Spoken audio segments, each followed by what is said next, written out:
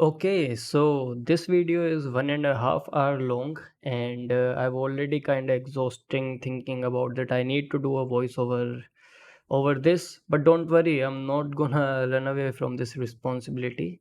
Just like some parents do by dropping their kid at an orphanage in the middle of the rainy dark night so that they can peacefully make another. I'm not gonna do that. Yeah. Again, we are continue sculpting him, and okay. Already running out of words, but as you can see that I'm actually removing some of the volumes that I feel like is not needed in that particular area.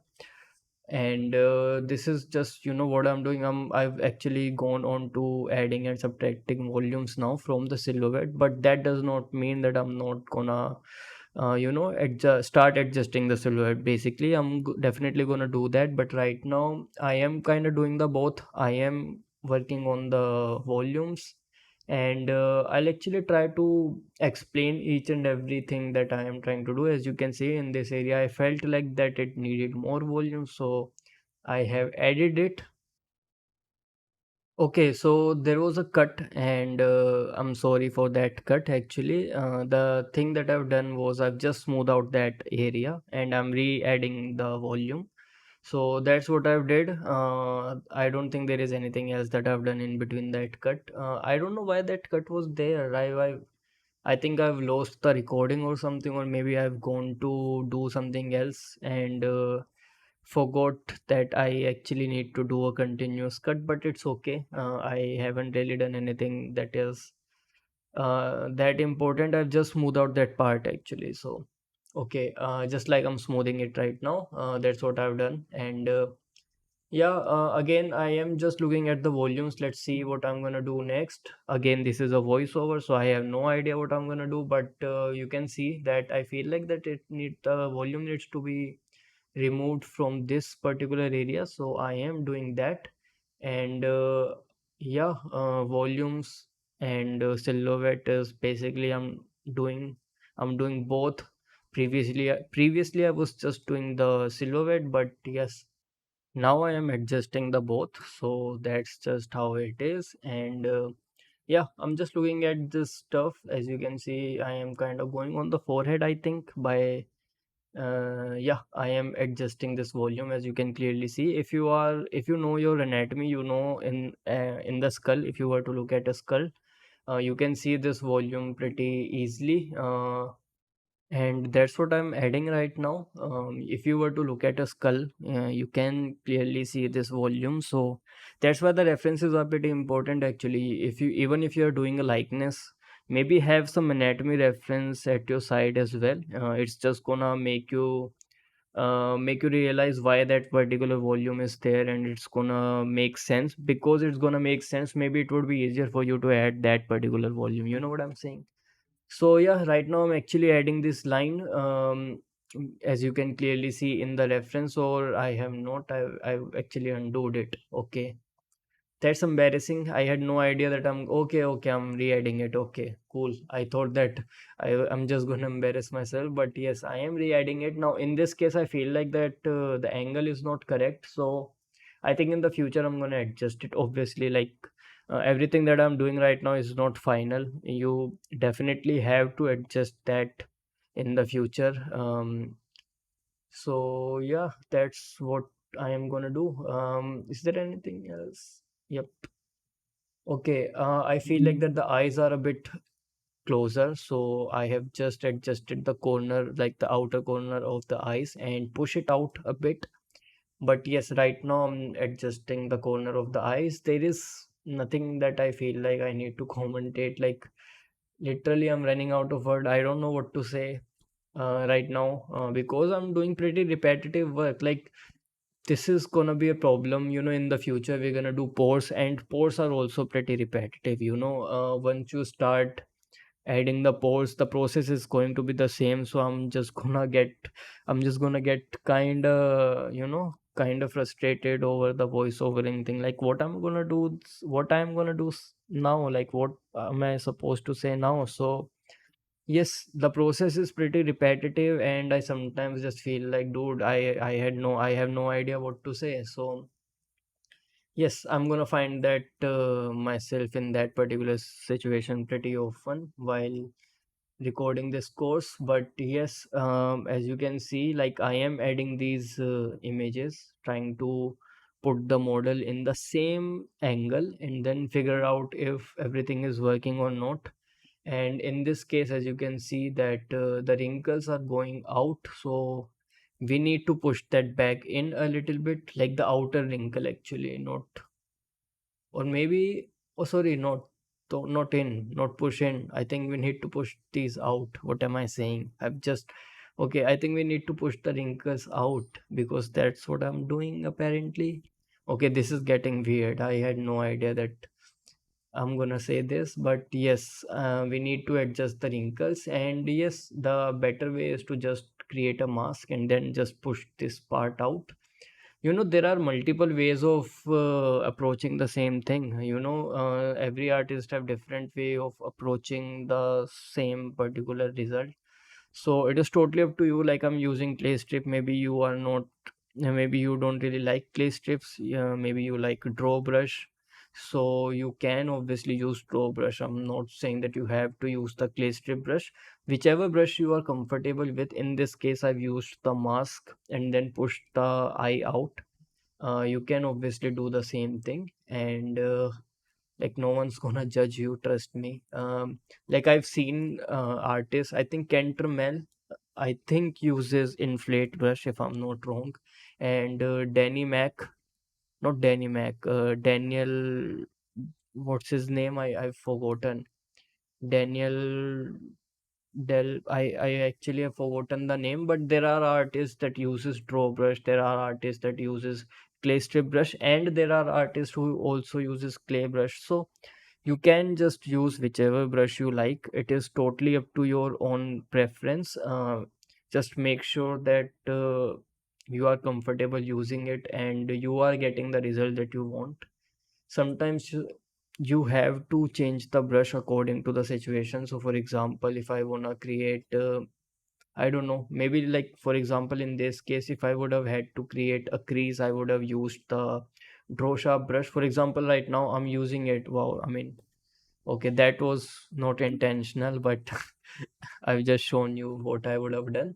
So sometimes using of the brush is also kind of situational, and yeah, but yes, majority of the time you have to pick your own brush, and no brush is bad. Like literally, you can do the whole sculpting with the grab brush. There is a stream on YouTube. I have forgotten the name of the artist again. I should have remembered the name of the artist because I'm giving you these references that there is that particular artist. But there is an artist. I've forgotten the name. He have actually done a character by using only the grab brush. So yeah, you can only use the grab brush, and I mean, no one's gonna judge you if I'm being honest.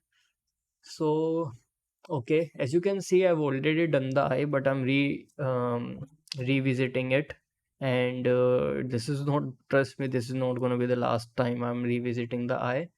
And yeah, okay, so in this case I need to make sure that this socket, like, you know, we have socket in our skull for the eyeball. This is also something similar. I you need to make sure that you basically get the eyelid separated out because of the subsurface. Actually, the subsurface would be much more realistic if you were to do that. You can definitely put an eyeball into this, but it's actually better to, you know, I'm not doing it right now. I've just said it, but I'm not doing it. I should have done this. Okay, let's ignore what I've just said, okay? Because I thought I'm like sculpting the eyelids like from the inside, but I'm not apparently. So let's actually ignore that and focus on these wrinkles that I'm creating right now. And yeah, you can see that the wrinkle that I'm creating is obviously not something final, and it's gonna be different on the both side, by the way, because of the symmetry. And you cannot like perfectly sculpt the wrinkles. right now, because in the future you're gonna be adding the pores, and after that you're gonna be breaking up the symmetry. So if you were to spend your time, sculpting the wrinkles perfectly, they are gonna get ruined. At least one side is gonna get ruined. You're gonna have to add pores, you're gonna have to do skin, and then you're gonna have to redo the wrinkle. So it's better to just give the hint of the wrinkle and not fully sculpt it right now. And you have to do the wrinkles after the pores, and you're gonna see the reason why. The wrinkles are not random actually. Do you know that wrinkles also connect the pores that they go through? Like, uh, each pores are connected through the wrinkles. So once you are done with the pores, and then if you were to do the wrinkles, you're also automatically gonna start connecting the pores, and because of that I feel like that you should definitely do the wrinkles afterward.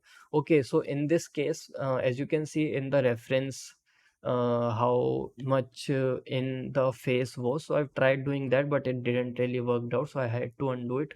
The thing is that the side of the forehead needs to go in a bit, and that's what I actually need to do, not what I've just done right now, what I've just did right now. Okay, so yeah, again, I'm just adjusting the, like, not adjusting, I'm just looking at the face through each and every possible angle that I can. And by the way, I have taken these images from the screenshot of a movie. Isn't it convenient? I think it's pretty convenient.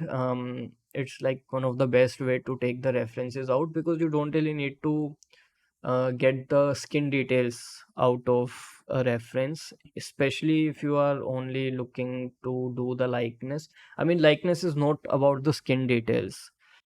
Likeness is more about your primary shapes and your secondary shapes. So I think a reference, if it does not have that much higher resolution in it that you can see the skin detail, it's totally fine. Like each and every single one of these images that I'm using, it does not show me how the skin actually is. I am gonna do a guesswork on the skin, and yeah, that's just how it is. If you were to find a reference where you can actually see the skin pretty closely, it's obviously awesome. I'm not saying that you should not use it, but in this case, the screenshots that I've took, it just did not give me any sort of information on the skin. So I had to do the skin on my own, and I'll talk about the skin in the future when we'll start doing the pose. So don't you worry about that. Right now, the only thing that I'm focusing on are the primary and the secondary shapes. So the primary are the, like, the bigger shapes. For example, how big the forehead is, how big the nose is, and stuff like that. And your secondary shapes are your wrinkles, your small little wrinkles, your nasal level fold, right? These are your secondary folds, and the tertiaries are obviously your skin details. If I think it's like, it should actually be easy to understand your shapes, right? Uh, okay, so in this case, I had to readjust the camera. As you can see that I'm readjusting the camera, because again, I've told you, the more you sculpt, the more you're gonna go away from the original position of the camera, and you're gonna have to constantly readjust your cameras. So that's what I'm doing. Because I've sculpted him a bit more, I had to now readjust the cameras, and that's what I'm doing. Okay, if you were to look at the model, we are actually kind of getting the likeness, by the way. Like, we are getting there slowly. I'm not saying that we are like 100% there, or we are super close, but you can see that we are getting the essence of the character, right? I mean, at least I can feel that. I don't know about you.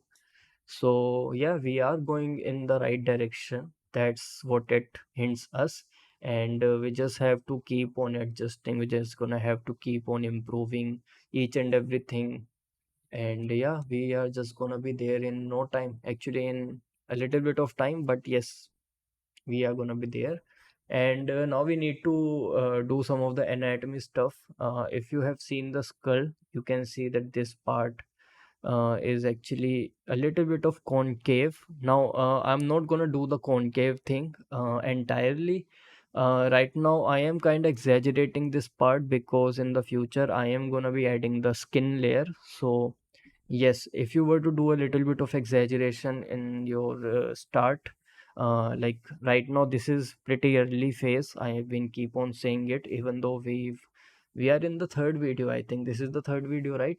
Yes, even though it's the third video, it's still I'm still gonna say that this is the early phase, and you can do your harsh strokes. You can like do all these big adjustments, and yeah, don't you don't really need to worry about if your surface finish is gonna get compromised. You don't really need to worry about your surface finish at this area at this point. Only try to adjust your secondary and primary forms. That should be your main focus. Tertiary forms are gonna be there after we are done with the pores. So until we are at the point where we can say that yes, we've done enough, that it's time to do the pores, we only have to focus on the primary and the secondary shapes. Yeah, right now, as you can see, I am doing the wrinkle of the eye, and again, I've run out of words. I've been speaking. I don't even know the things that I've just said. Like I've already forgotten the points that I gave you. So it is kind of exhausting, and there are so many videos left to do. Please, you know, share this as much as you can. It is my first project, by the way, so you can also give me feedback, and I am obviously gonna get a better mic, so don't you worry about that. After this course is done, I am like definitely gonna spend some money, by the way, if you want me to make a course with better audio, buy the course. Yeah, give me some money to buy the mic. You know how this is all gonna work, isn't it nice? Okay, so we actually need to adjust the skull. This part is supposed to be a bit out. I have drawn the arrow in the wrong direction. As you can see, the arrow was in the wrong direction, but the idea is not. We need to make sure that we actually get this part a bit out, and we can like put do that in the lower subdivision. It would be easier to do it in the lower subdivision because we are changing the shape a bit too much. Actually, that's one of the benefits of having the multi-res modifier, that you can adjust the bigger shapes whenever you want. And that's also one of the benefits of sculpting sculpting digitally. You would not have been able to do this if you were to make this character from a clay, because obviously if you are like, for example, if you are done making the wrinkles, there is no way you'll be able to adjust the primary shapes if you were to do this with the clay. But because we are doing it digitally, we have the option of multi-res modifiers, and because of that we can, whenever we want to, just change the bigger shape. And I think that's actually a benefit that only the digital artist possess. So I'm not saying we are superior, obviously, but yes, this is one of the privileges I can say that we have.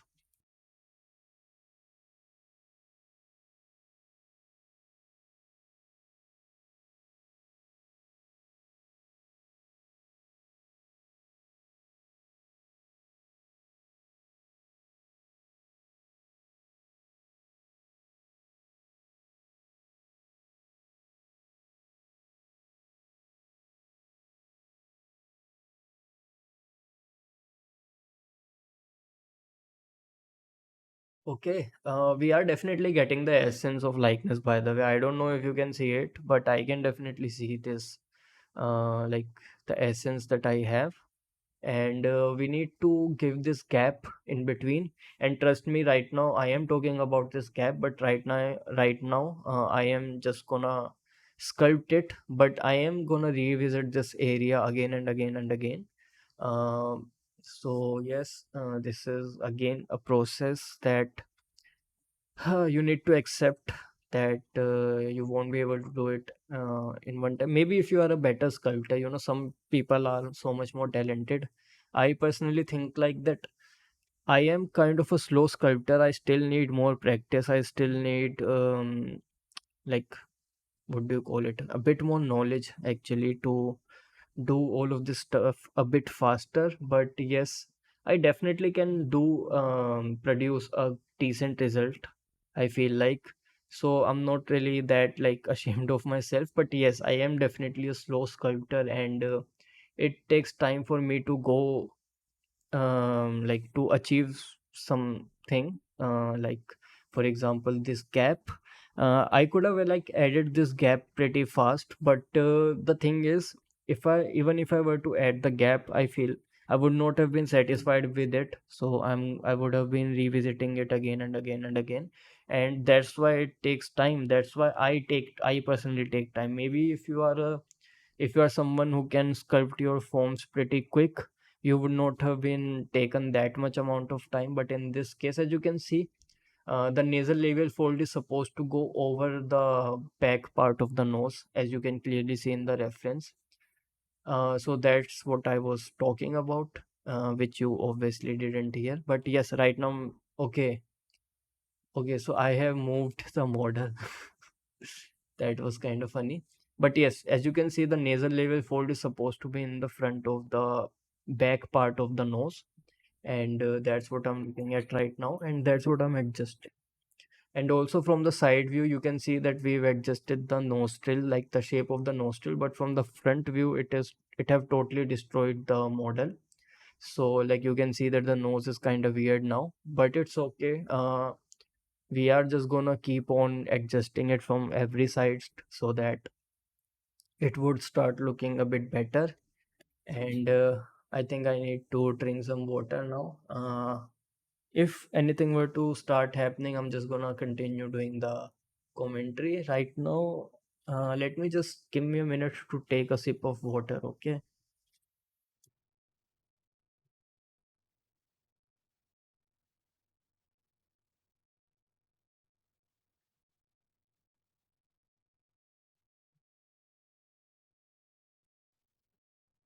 Okay, so again, I'm working on the nose, and yeah, I think I'm gonna adjust the nostril obviously, because this is like one of the weirdest part right now in the nose. And I think I'm gonna add the thickness. Yes, actually, I'm just saying what I'm doing right now, so I don't know what the purpose of the voiceover is. Like, I'm not really contributing in terms of any of the explanation. Like, how do you explain that you are adding the volume? You can clearly see that I'm adding the volume. Is there an explanation that you need to have? I'm just doing a voiceover so that you won't feel alone. Maybe you are watching this in the night and you feel like someone's gonna come, maybe a ghost. And if I were to be here, doing a voiceover, you feel like, okay, there is someone who's watching it with me and I'm not really alone. I know it sounds weird. I know I am a weird guy, and I say stuff like this, I don't know, too many times, too often. Even though English is not my first language, I'm just saying this weird stuff. Trust me, if you were to hear my conversation in Hindi, you're gonna just run away from me, because that's even more weirder, because that's my mother tongue. I can say more weirder things in Hindi than I can say in English. But okay, you got the idea now. Uh, Again, I have no idea what I'm doing. Okay, I am adjusting the camera again, so that I can actually match the nose a bit, and also the eyes were not also matched. So these are the things that I need to match from the third, fourth view. We've adjusted this from the side view. We've seen that already, and yeah. Actually, do you know what? There's one thing that I've just, there is one thing that have come into my mind, and we can actually talk about how I came up with this workflow. Actually, this workflow is not mine. If you have seen Chris Costa, if you've known who Chris Costa is, this is actually his workflow, but he do it in ZBrush. And if you were to just go on YouTube and search for Chris Costa ZBrush Summit, you're gonna see that he have a video on his entire workflow, and that's where I've gotten this workflow from. So yeah, if you feel like that I have stolen it, no, I have kind of borrowed it and used that in Blender. I'm sorry. Also, there is a guy called Jay Hill. He's also his student. He have all of those courses. So Jay Hill is also his student, and I'm also a subscriber of him. And some of the techniques that he shows is also some of those that I've used in this course. So, you basically learn from someone else and then you pass on the knowledge is how it works. And that's what I'm doing. I am also doing the same thing. I like there are so many things that I have learned from Jan Sculpt. If you know him, he is also a YouTuber, a sculptor who uses Blender primarily. So some of the steps are not steps, but some of the stuff that I use why I sculpt is from him, and the likeness part is from I've forgotten the name, but I've seen a YouTube video on the likeness, and yeah, that's just how it is. You learn this, you learn some stuff from one particular guy and some other stuff from other guy, and then you basically just try to mix and match everything. And yeah, this is basically the workflow that I've kind of compiled watching those guys. And Chris Costa, by the way, do it in ZBrush. I am doing it in Blender. So yeah, that's what I'm actually kind of adding to it. Doing basically all of this stuff for free is basically the main selling point of this course. And yeah, I think the result is pretty decent. Not gonna lie, result is definitely pretty nice. So I think it's worth using Blender. If you are someone who cannot afford ZBrush, there is one thing that you definitely need to keep in mind. If you don't have a PC good enough, you might actually have to either consider buying ZBrush, because ZBrush does give you the ability to work with higher amount of polygon count.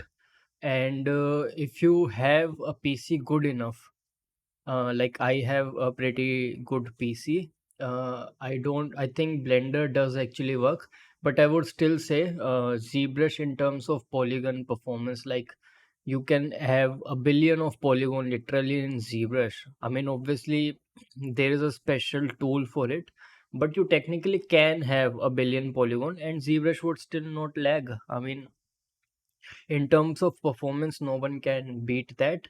But yes, the positive thing about Blender is you can literally do everything in Blender. Like there is no thing that you cannot do in Blender.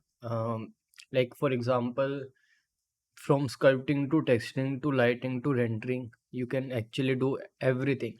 No other software give you the ability, and also Blender is free, so why not? That's I feel like is one of the Blender's plus point, by the way.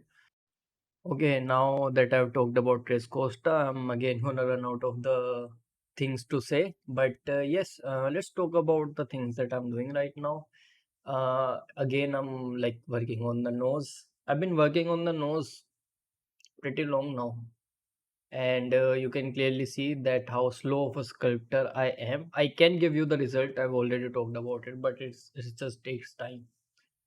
If it would not have been about the likeness, by the way, making a portrait would have been much more quicker. I would have just added the knowledge that I have, the knowledge of anatomy basically, and I would have just created a decent looking portrait without likeness. But because in this project I am also working on likeness, it is taking more time for me to sculpt things. But it's okay, it's totally fine. I think I am gonna get better as I am just, I'm gonna grow older. I'm gonna get a bit more quicker in terms of sculpting, but it's okay, it's totally fine. I don't really consider myself bad artist just because I'm kind of slow. I'm not that slow. I mean, I can still sculpt better than some of my friends, you know what I'm saying? But yes, I am definitely slower than, like, you know about Rafael Gracietti.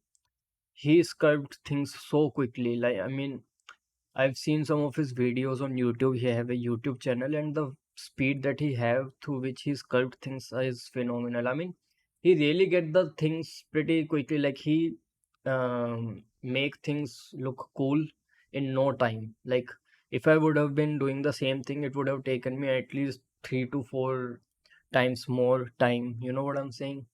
But yes, he is obviously much more experienced, Like I think he's been in the industry for more than 15 years, if I'm not wrong. I mean, approximately 15 years. And yeah, I mean, obviously the experience that he have is gonna contribute to his speed, but it's okay. I think getting the decent result is also a good thing. You don't really need to be fast at the start. You can take your time. You should take your time, by the way. If you feel like that you are not getting the result, maybe taking time is actually better than having to rush, right? Some of my friends does actually rush. I told them to, take things slowly.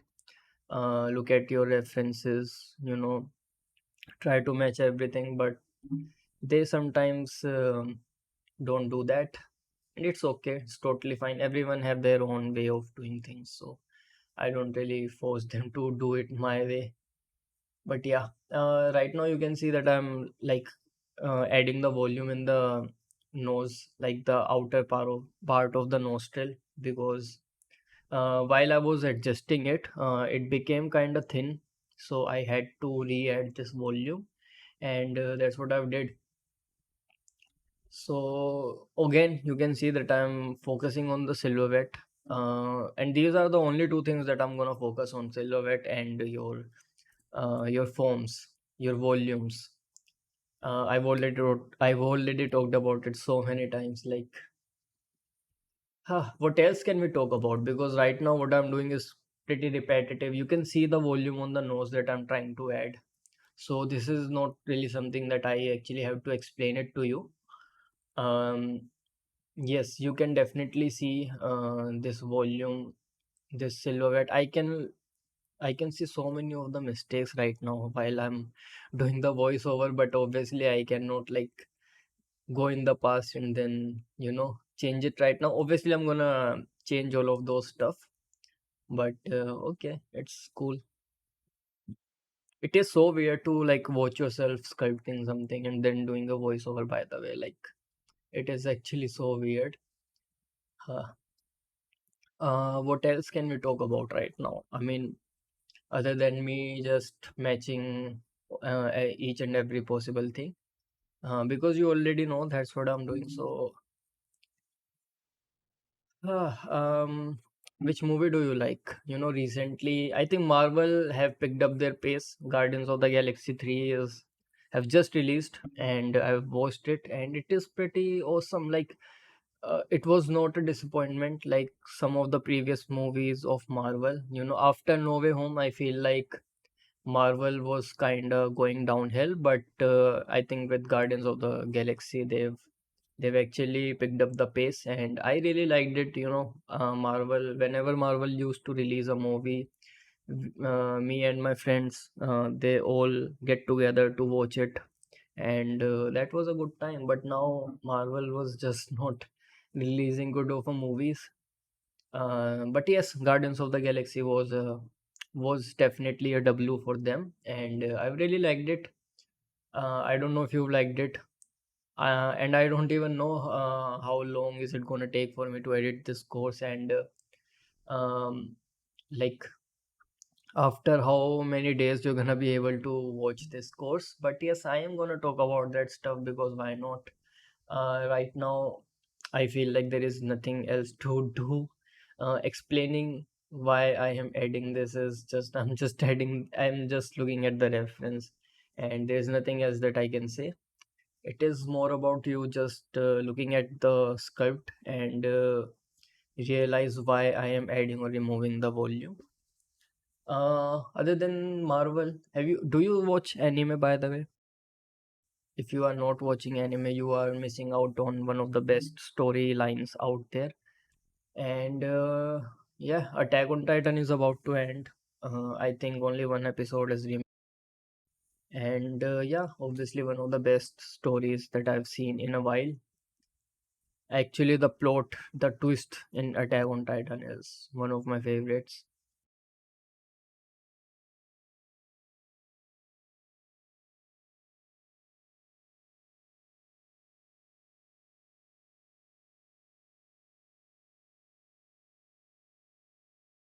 Okay, so as you can see in this part, you can definitely say that there is an asymmetry in the nose, and I add that asymmetry right now because we cannot break the symmetry because we have not added the pores. I've already talked about it. Actually, yes, we can talk about the workflow. That's gonna be pretty interesting. Even though there are so many videos of 2 hours, I don't know what I'm gonna talk about in those videos. By the way, I'm already kind of struggling talking about stuff in this one, and this is only the third part. But okay, so the workflow is gonna be pretty simple. I can talk about it. I've already talked about it actually, but yes, I can talk about it again. So, okay, before that, let's actually see what I'm doing. You can definitely see this volume that I'm adding on the nose from the top view. Um, and one of the cool thing about this reference is the harsh light. You can see the harsh light gives you this information about this volume pretty accurately. And now the volume that I've just drawn, you can see I am gonna add that now. And before it was just a marking these lines, these what do you call it, in the middle of the forehead. I should have just known what do you call them actually. But yes, now I am actually adjusting this volume because as you can see from the top view, we need to make sure that they uh, actually are similar in terms of volumes. And I think it's time that we start adding volumes where we feel like that the volume is not correct. Obviously, the proportions are still not like 100% accurate, and we're just gonna keep on adjusting them even in the future. So, yeah, adding the volumes is definitely gonna get us closer to the likeness. And okay, let's see what else I am gonna do.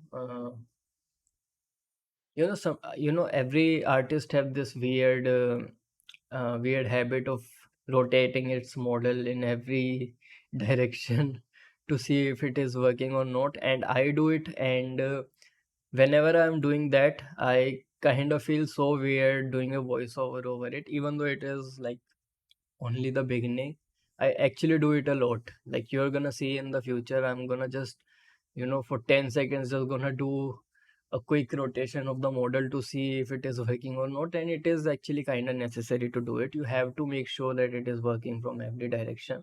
You cannot just sculpt your volumes from one angle and don't really look at it from different angles, because the perspective change. And you might think that the volume is working, but suddenly if you were to just look at that volume from different angle, you're gonna realize that it definitely is making thing work. Well, I mean, making thing worse. So yes, looking at the volumes from every angle is actually super important.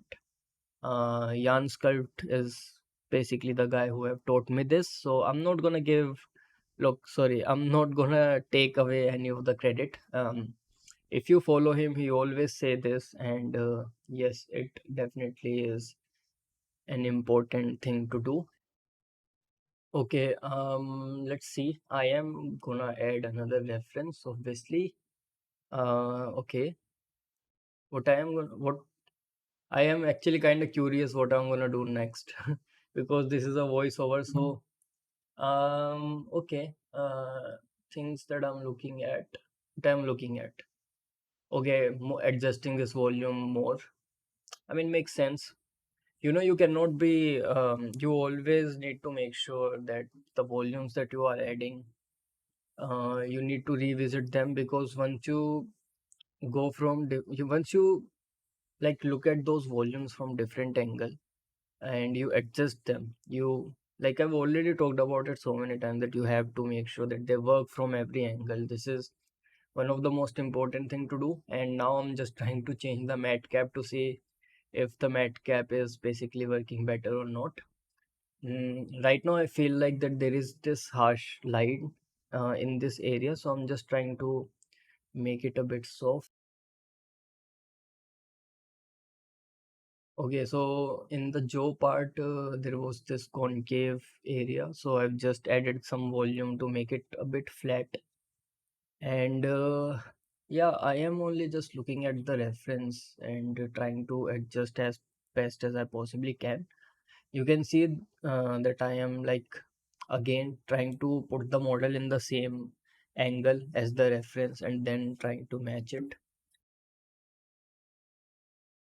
Again, is there anything else I can talk about? I can actually talk about the workflow. Yes, I was about to talk about it and then I've stopped saying about it. So after we are gonna be done with the symmetrical sculpting, there is gonna be a time period when we're gonna have to break the symmetry. And before we do that, we're gonna be adding the pores.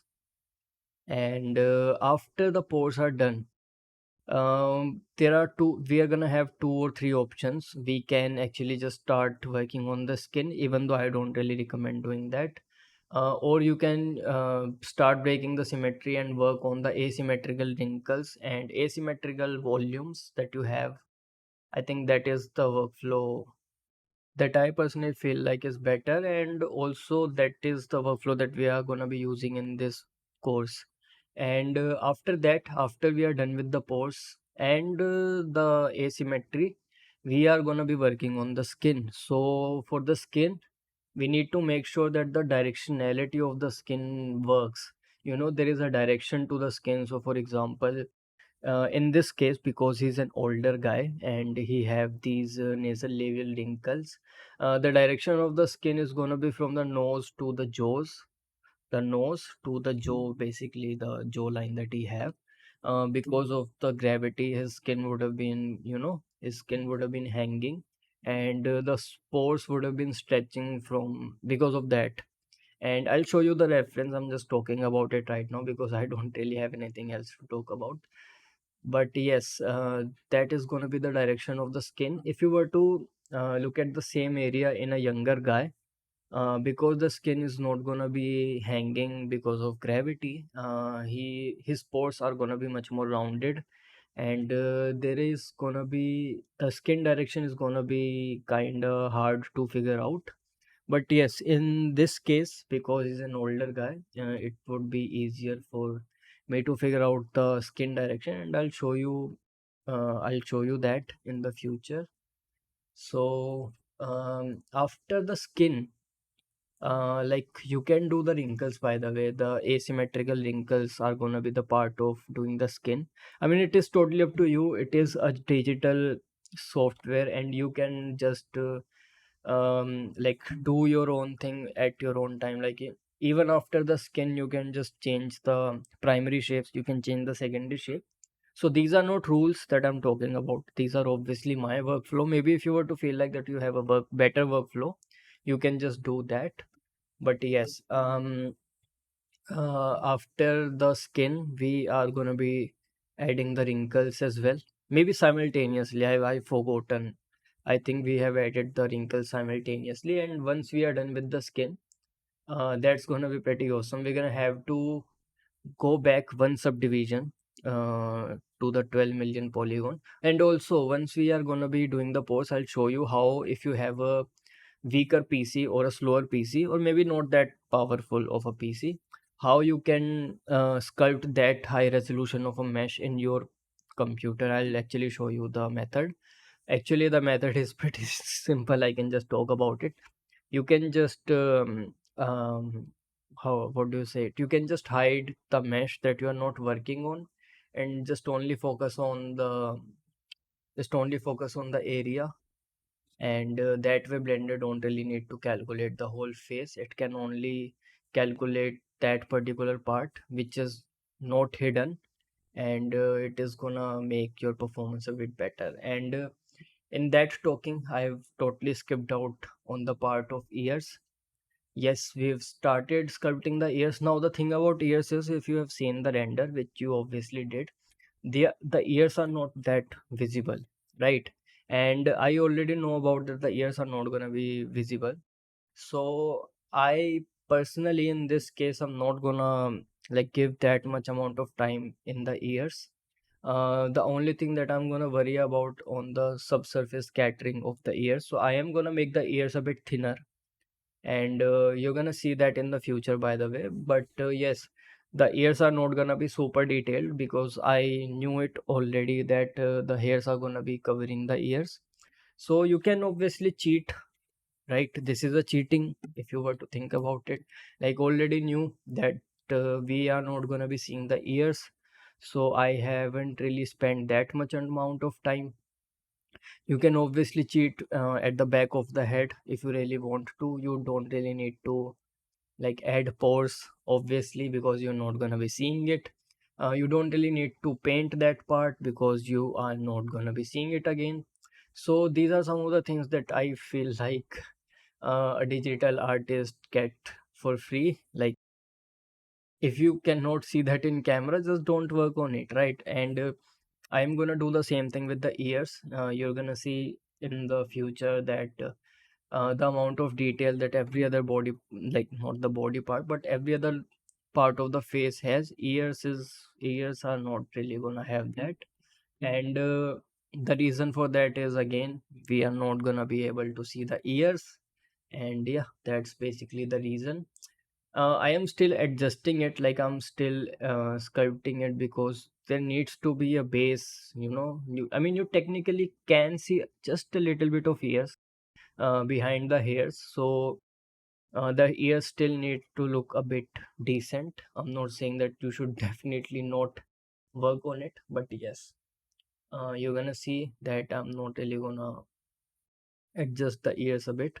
By the way, I can talk about some of the anatomy of the ears. If you were to look at the thickness of the ears, if you were to just put your finger and thumb in between the ear, you can like definitely feel the thickness.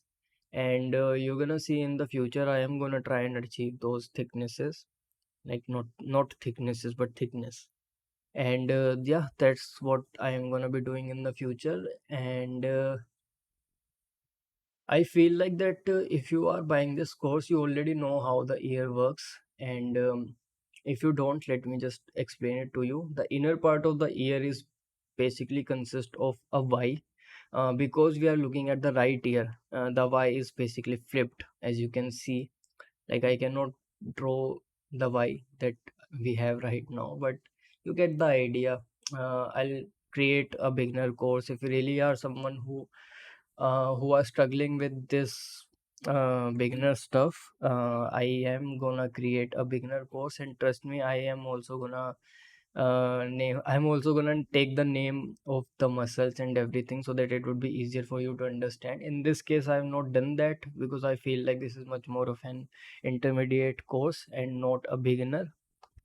Because we are actually doing the likeness, and we are doing the like pretty detailed, what do you call it, pretty detailed portrait. So yes, that's also one of the reasons that I'm not really going into the beginner stuff. I'm only going into the workflow stuff in this course.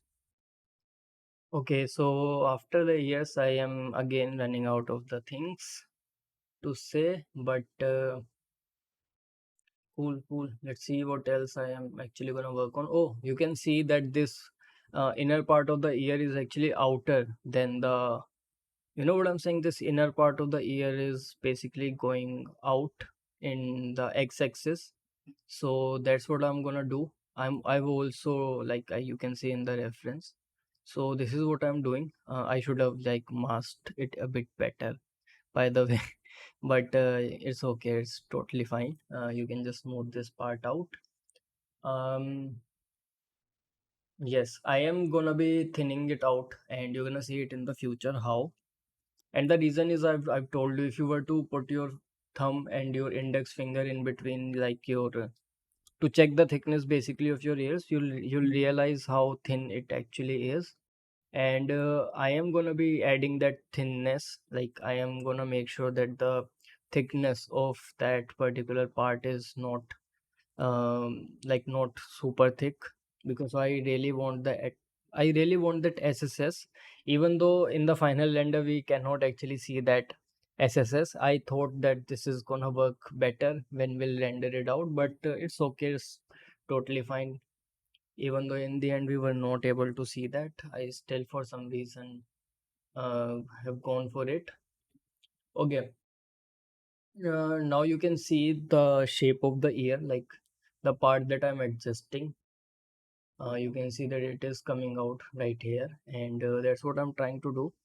In this case, I'm not going for likeness. I'm just going for the variation that ear could potentially have. As you can see, that the spot that I'm making it is not on the right part, like it's supposed to be a bit more beneath. But it's okay. I thought that because we are not gonna be seeing the ears, it's totally fine. I can just do it quickly and be done with it. So that was my thought process in that particular time, and I think it's okay. It's totally okay to cheat if you are. Uh, let's just say that you are making a character who wears a hat. I mean, you're not gonna make the whole hairs. You're only gonna make the hairs that are gonna be visible uh, on the outside, right? So it is basically the same thing. Yes. Okay. So now I'm just working on the ear, and I am like getting these references to basically work with. Also, I don't think I actually cannot remember if I break the symmetry of the ears. I've totally forgotten it actually. But yeah, I would not have been like, there is no need to break the symmetry in my case. Maybe I mean, in your case, most of the time you definitely does see the ears, and you definitely have to break the symmetry.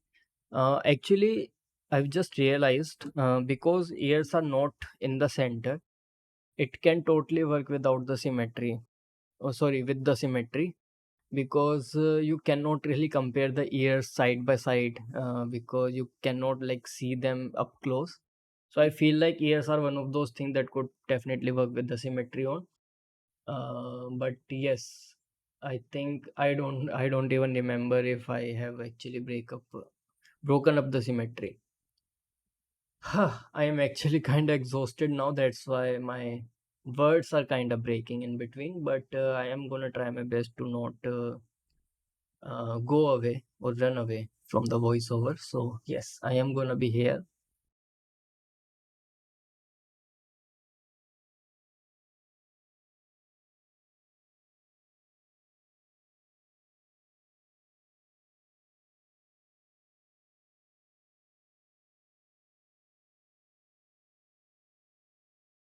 Oh wait, I can talk about the workflow. I've stopped talking about the workflow. So after the wrinkles are done with the asymmetry, we are gonna go to the texturing part. And once we are in the texturing part, what we are gonna do, we're gonna like remove one subdivision. We're gonna back off from one subdivision. Like we're gonna have six subdivision in total, but we're gonna apply the mesh at fifth subdivision, and it is gonna give us a portrait of 12 million polygon.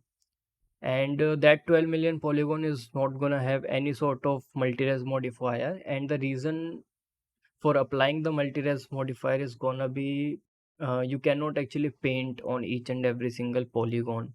If you have multi-res modifier on, it just does not allow you to do that, so you have to apply that. And yes, after we apply the multi-res modifier, we can start creating the brushes that we are going to use for the painting of our skin textures, for the base color and everything. Also, one of the important thing, you can there are two ways of doing it. You can either create multiple vertex colors on same base mesh, or you can create multiple files.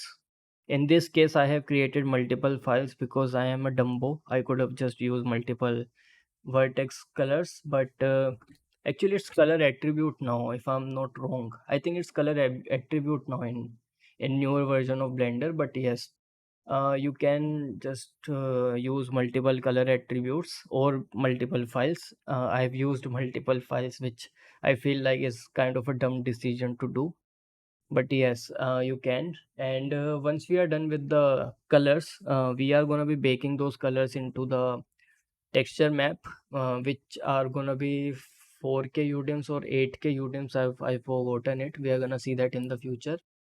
And yes, after that, we are going to be basically baking specular map, the micro displacement, bump map. So all of those stuff are gonna be painted and then baked into the image textures, and then those image textures are gonna be used into our shader. So yep, that's basically going to be the workflow. After that, we're gonna do the hairs. And oh, a cool thing actually happened. When I've started making the hairs, 3.60 was not released. So I was using the old hair system in Blender, not the whole hair system, but the old hair curve system, where you don't actually get the modifiers, the hair modifiers that Blender have recently added in 3.60.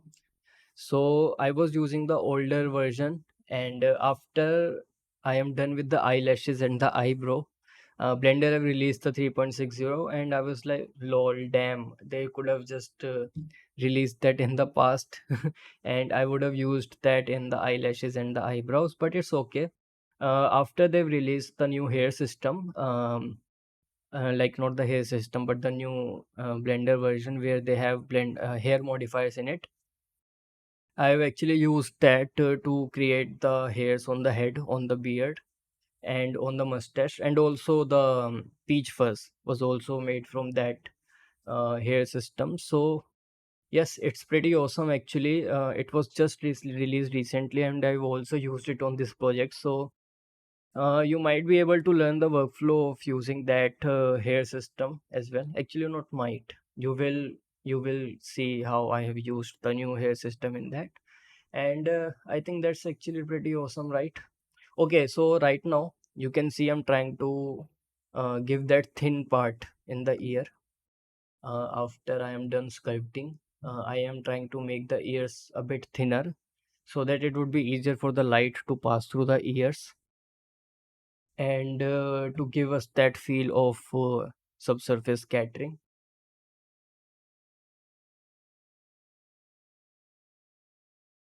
There are so many like things to say, if I were to start talking about some random stuff, but obviously that would be out of context, and I'm gonna do it only if I were to feel like that the video is getting a bit too repetitive.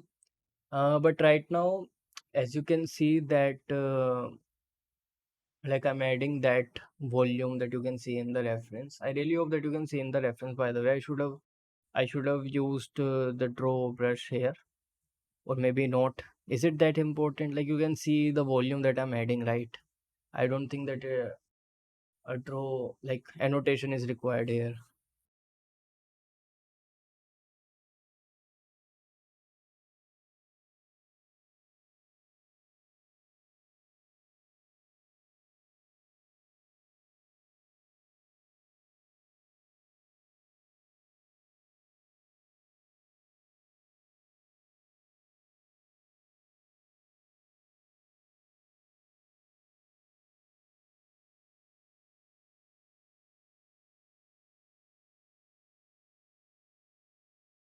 Okay, so in this case, you can see the volume that I'm trying to add, and also this particular areas also need to be added, which I've undooed. Okay, I think I'm gonna add it now or later. I definitely have added it. Yes, yes, yes, I am adding it. Maybe a bit closer.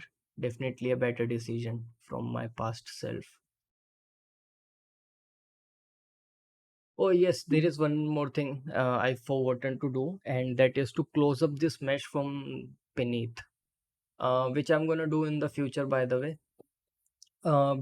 And that's how awesome digital workflow is. You can even close your mesh, you can change your mesh, you can change your UVs, you can change your, I don't know what else does a mesh have. You can change your edge loops. Wait, no, I don't think you can change your edge loops. It is gonna mess up with your sculpt, but you can basically change your UVs. You can change you can close up the area that is open in beneath.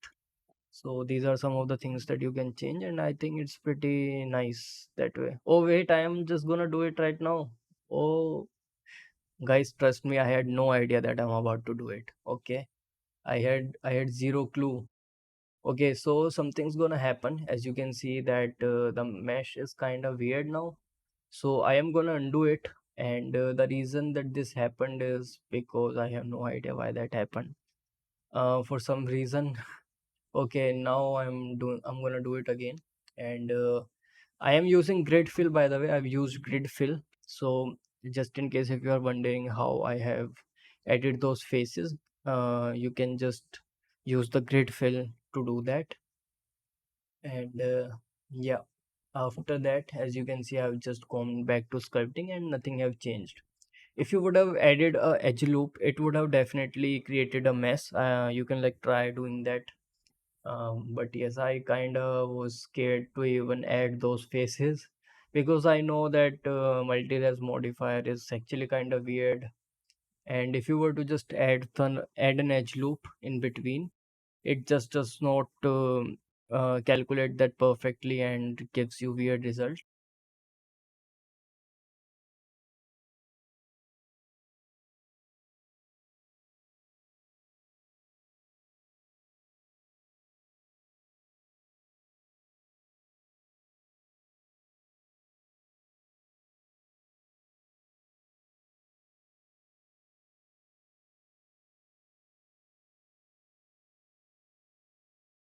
So you can see the volume by the way that I'm trying to add, and I've already added it before, but I've told you that I revisit the same area again and again and again.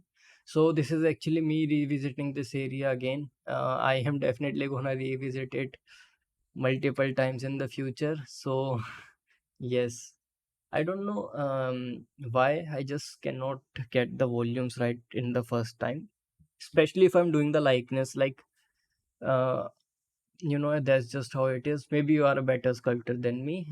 You'll be able to get it right in the first time. Okay, now I'm gonna add this line that we can see, that concave part. So in order to do that, I am obviously gonna use the draw sharp brush. And yep, we're gonna have to push it back a bit more. So yes, yes. We're gonna have to push it back a bit more. One of the cool way of doing it is just to use the draw sharp brush and then smooth it and then use the draw sharp again. That is one of the ways that you can do it. In this case, I'm using the clay strip brush to actually push back that particular volume. But yes, there are multiple ways of doing it. You can also use the draw brush. Draw brush actually gives you much more sharper transition than the clay strip. But yeah, you can see that the volume is now have been put back a bit. I am using scrape to actually flatten this part out. Like you can see, the part is now flat. If you actually wanted, you could have just used your own way of doing the same thing. I am just showing you the way that I have did it.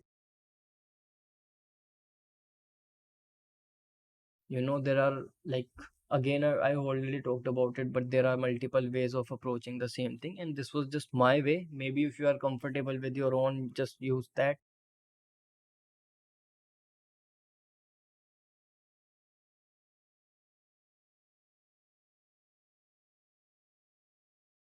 Okay, again, I have no idea what to say, and my energy level is already kind of low, not gonna lie, but we're gonna try to do the voiceover on all the videos. Otherwise, all of this hard work is just gonna go into the ruins. So I am gonna do that, and right now I'm talking about the distance between the line that we've added, and you can see the distance in the reference. So I need to push it down, and that's what I'm gonna do. You're gonna see, right? I am pushing it down because of the distance that I've just drawn, that I've just annotated.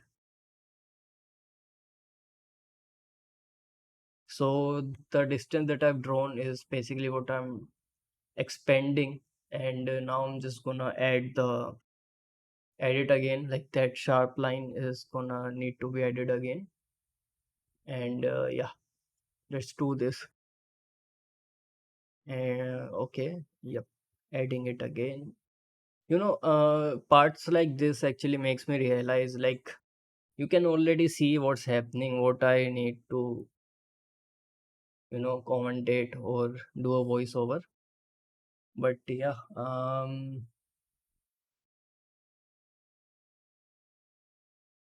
maybe I can actually sing for you, even though that's gonna like make your ears bleed. I'm not really that good of a singer unless I'm in the bathroom, you know, then only I can like sing. But yeah, right now working on the eye, you can see what I'm doing.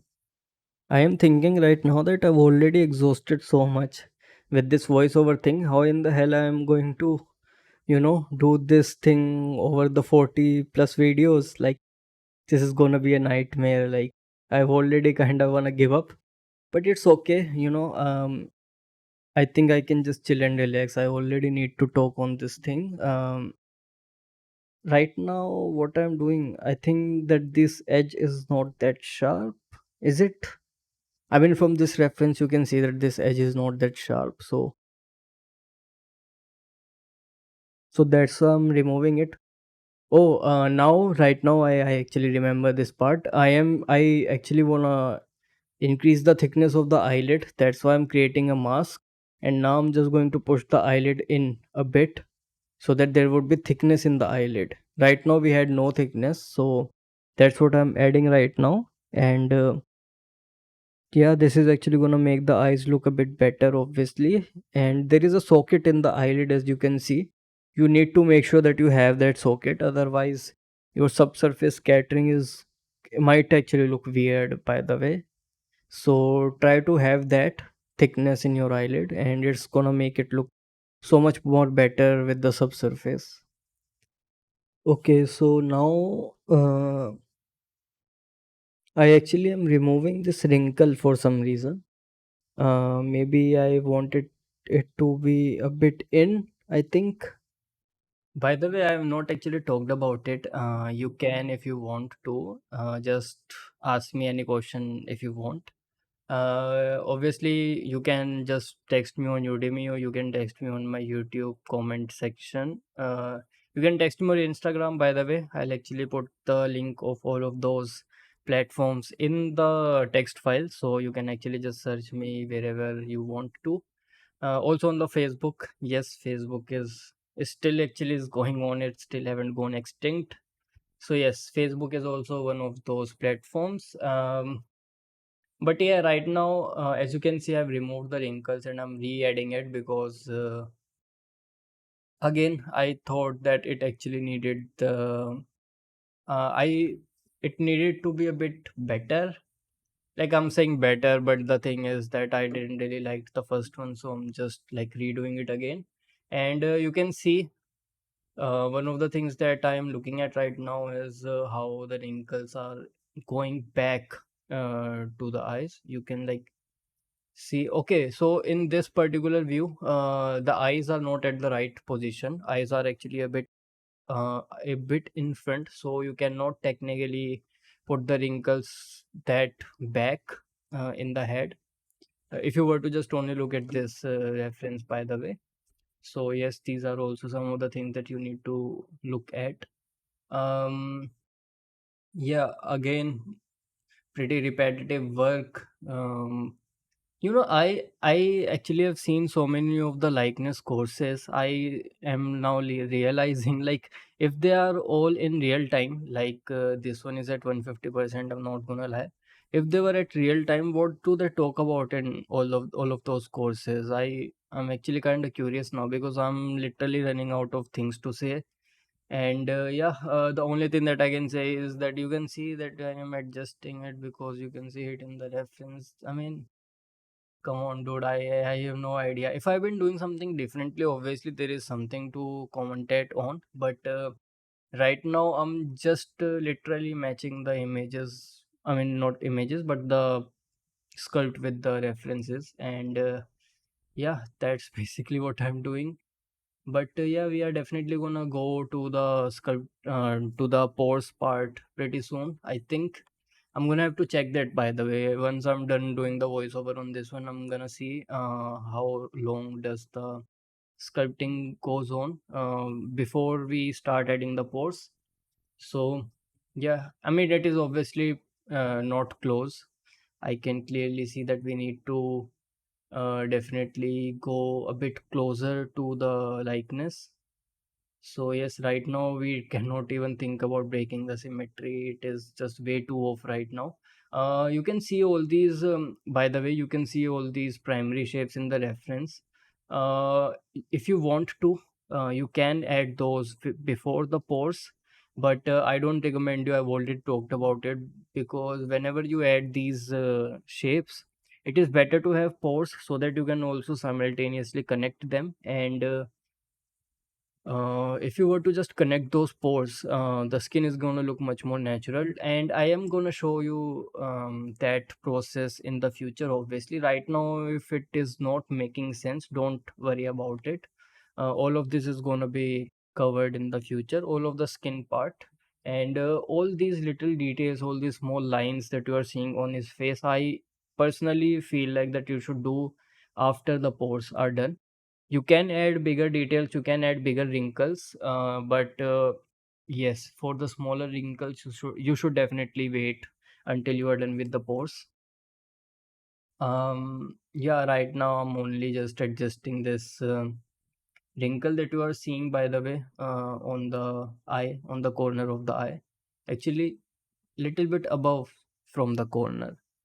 So yes, there are not even variation that I'm doing. I'm just adding the wrinkles like they've been seen in the reference, and not really breaking up the lines. As you can see, the wrinkles are not actually that smooth. The lines have been broken up into multiple lines in the reference. But yes, I'm not doing that right now because that breakup is gonna happen after the pores as well. What else I can talk about? Again, I'm just figuring out, I think, the shape. Okay, I am removing some of the volumes. This is gonna happen. I've told you, I just cannot get satisfied. I feel like I need to add, I need to remove. So I just keep on doing it again and again and again. Okay, so this part, I feel like this part needs to be a bit concave. In our case, it is kind of convex. So I think I am gonna remove the volume in that particular area. I mean, that's what I feel like I am gonna do. Let's see exactly what I'll do. Okay, so am I gonna be doing that or not? Maybe not. I am adding the thickness on the corner of the eyelid in the corancula part. Actually, not the corancula, the eyelid part which covers the corancula.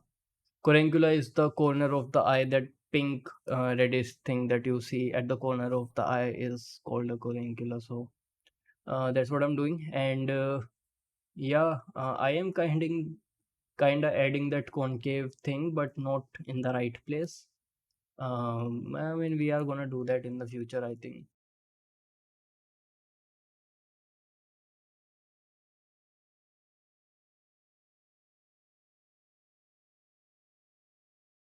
Again, trying to readjust the volumes. Try to basically perfect the volumes now, and yeah, still gonna say it. I am gonna revisit this area. So this is still not the like this is still not the final sculpt.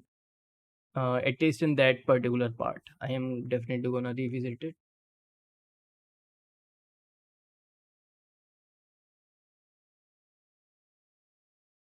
Oh, I've seen that they're gonna reboot the Harry Potter. I think. I mean, I've just heard a news that says that they are gonna reboot the Harry Potter. Is it true or is it not? I have no idea. But we'll see. We'll see. I mean, you should never really judge, right? When Heath Ledger was casted as a Joker, everyone criticized him. So I never really criticized. In when Robert Pattinson became Batman, I had like full support for him. I feel like that he can actually nail the role, and he did. I personally feel like that he was a great Batman. The suit, the music, the cinematography was, I mean, everything was pretty awesome in my opinion.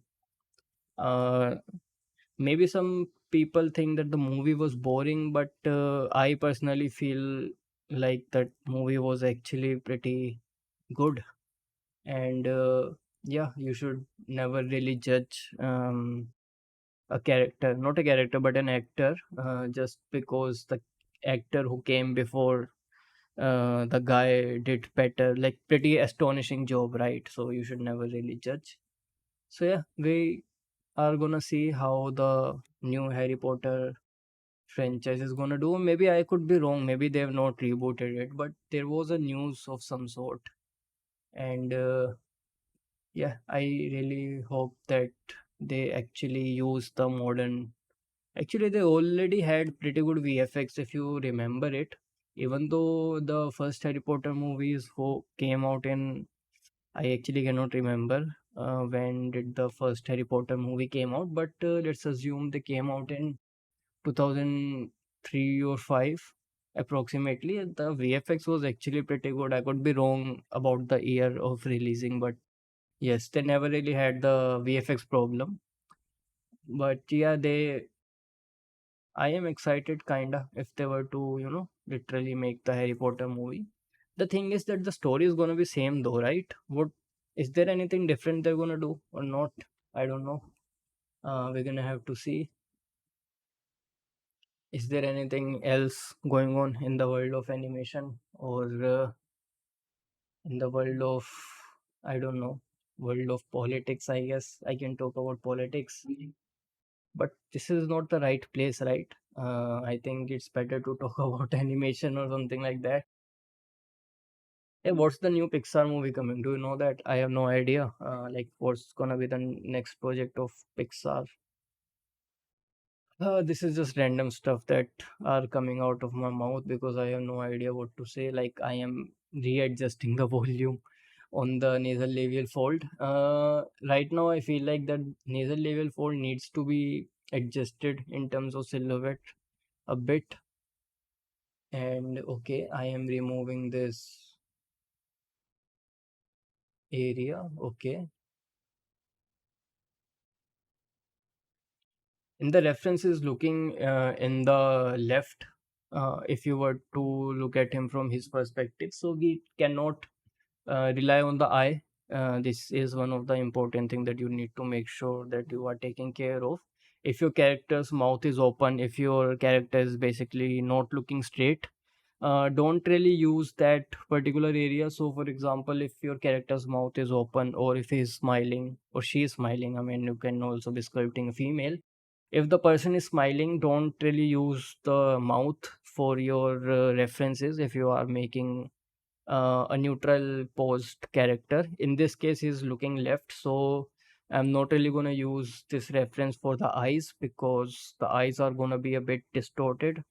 Actually not distorted, but a bit moved, you know because whenever you move, whenever you look left to right, even if your face is straight, the position of eyelids change, and that change, if you were to just implement in your portrait, that change is not gonna get synced with your other views, and that is gonna make your portrait look a bit weird.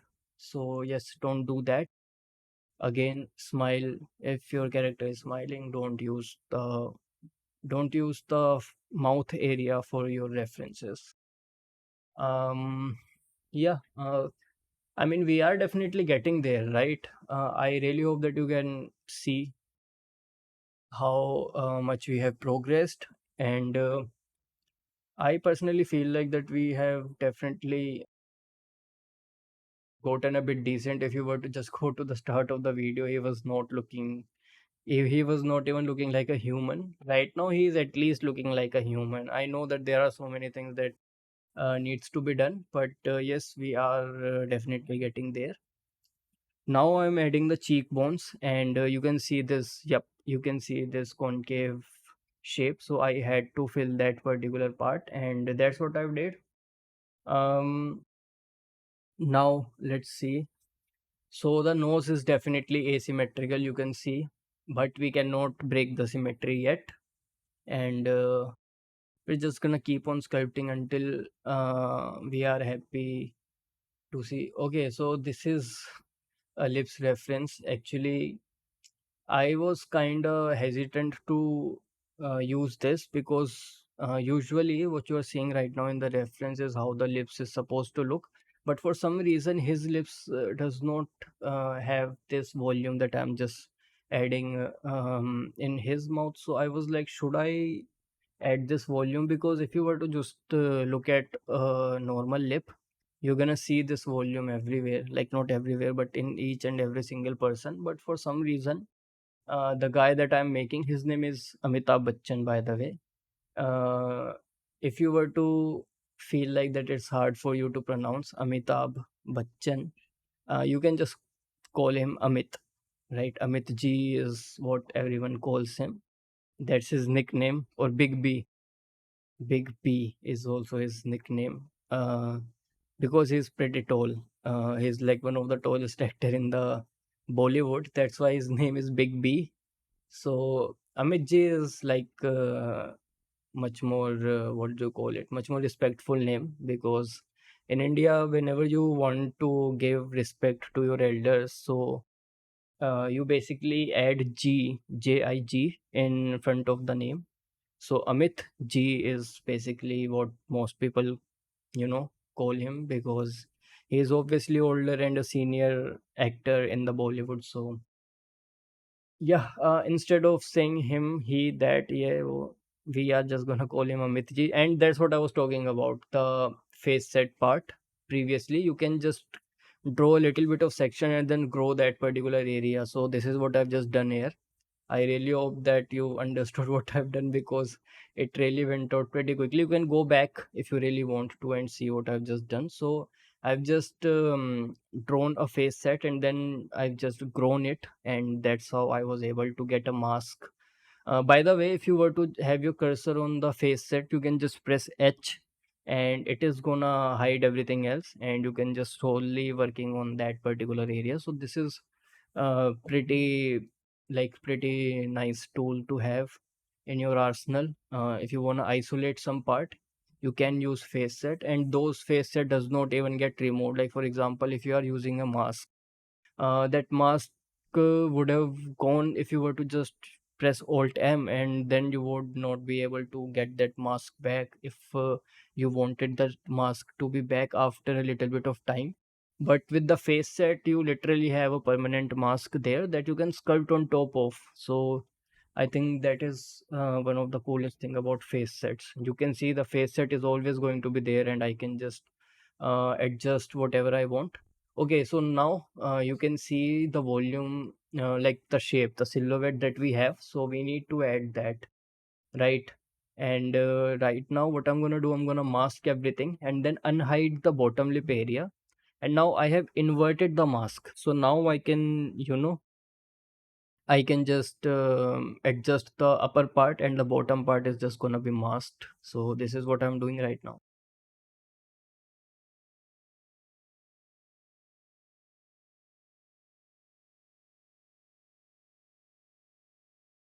Now, I have actually started to add the volumes, and the line that I'm adding right now, this is purely for the sake of not measurement, but markings.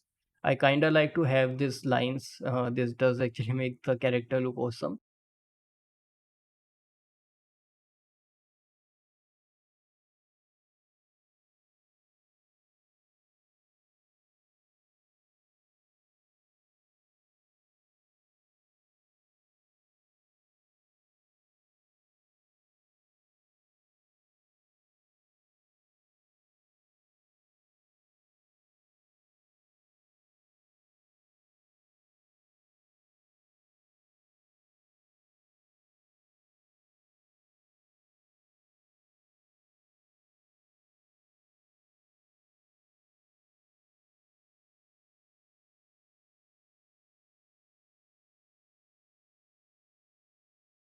I think I'm actually looking at the silhouette of the cheekbone.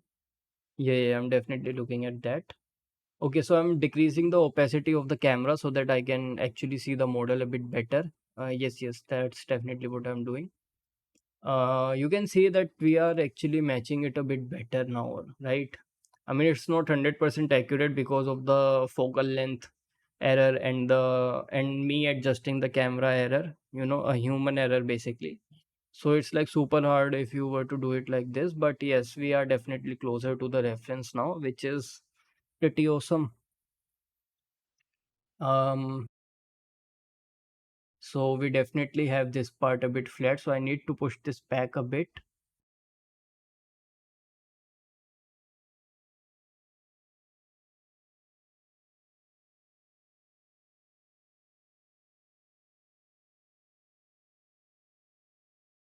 Okay, right now I'm actually adjusting the silhouette of him, of Amit ji. Yep, Amit ji. I have just told you the name, and I'm not the one who's using it. So you can see that I'm adjusting the silhouette of him, and this is actually gonna be a process that you gonna have to do even after you are done with the secondary shapes sometimes. Actually, it just goes back and forth. You do your secondary shapes, you adjust your primary shapes, and things like that. But yes, you definitely need to make sure that you start your tertiary shapes, which are like skin details, after you are done with your primary and secondary. In this workflow, because we are not going to be breaking up the symmetry, we have to add the pores first, and then we're going to have to do the secondary shapes. But yes, if you were to, let's just say, not doing the skin details, or if you are like doing for example a speed sculpt, you don't really need to worry about the skin details actually.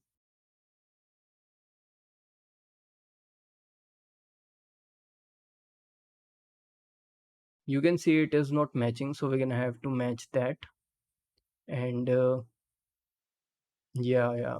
Right now I'm just adjusting the camera because we made so many adjustment in the model that the camera is now no more matching. So yes, we definitely have to do that. And you can see how we need to push this area back a bit. And yeah, adjusting it again and again after that. Of As you, I mean, I've already told you, when you do some changes from one angle, you have to make sure that you look at it from the different angle as well, because most of the time you're gonna realize that even though you matched it from the one angle, it has been messed up from different angles. So now you have to adjust from that, and that's what's happening right now, as you can see. Okay, so this part is gonna come out a bit. Okay, so after adjusting from the side view, which I'm actually doing right now, we're gonna have to, I think, adjust the lips as well. But yes, let's see what else I'm gonna do. So adjusting the ears is also one of the things apparently that I am gonna be doing. Okay. So you can see that not every camera angle is 100% matched, and this is not gonna happen. Like, trust me, you're not gonna be able to match with every camera angle, even if you feel like that you have basically obtained, like, achieved the likeness. You still won't be able to match with every camera angle because of, I've told you, because of the focal length and the human error.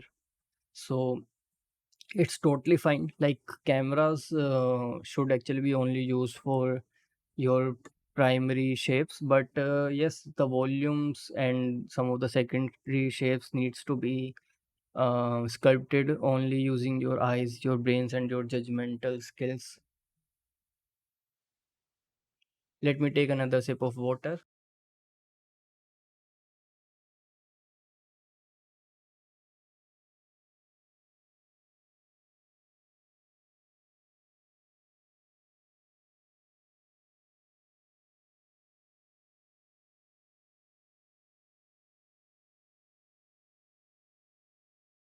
Do you know what you can do?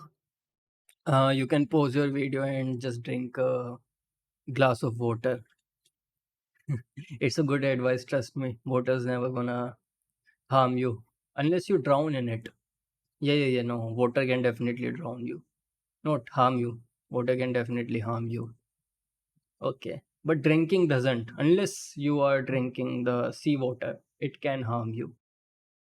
I am contradicting my statements right now. So this is actually just me talking some random stuff because I have no idea what to commentate. You can see the volume that I'm trying to add. Now, this particular volume is actually so much off. Like you can see how much I'm trying to adjust, and the reason is not the model. Trust me, the reason is the focal length. We have still not adjusted this camera 100% accurately, and that's what I feel like personally. Because you can see how broad his face is looking in the reference. So yeah, you definitely does not like 100% rely on this.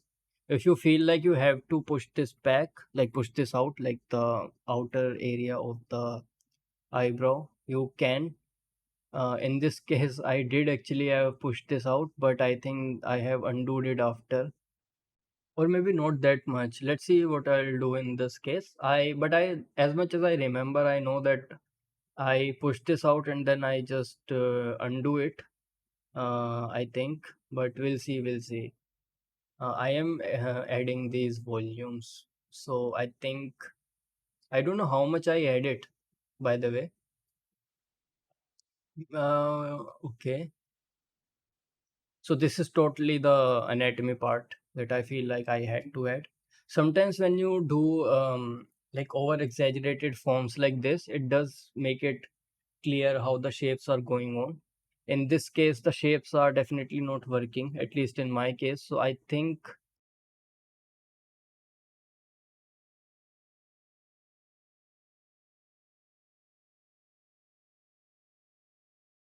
okay, so you can clearly see that this is not working. Like from different angle, it actually is not working. So I think I'm just gonna do the undo until I am like back to the part. Okay, yeah, yeah, yeah. You can see that it didn't really work. So I had to undo all of that. And now I can, start adjusting until it is matched from this particular angle.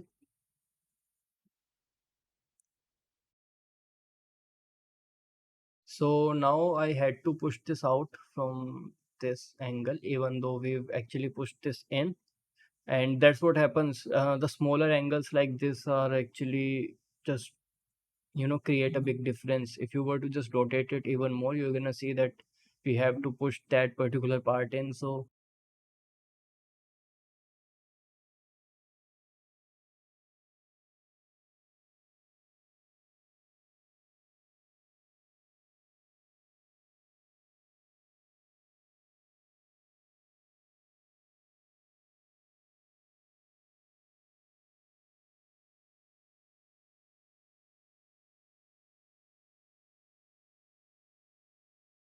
the head part is not looking great in him right now.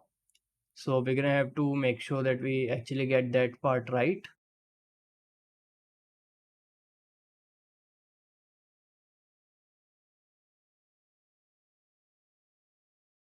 If you were to making a course, what would you have, spoken, like what would have been your commentary at a point like this where there is so many repetitive work?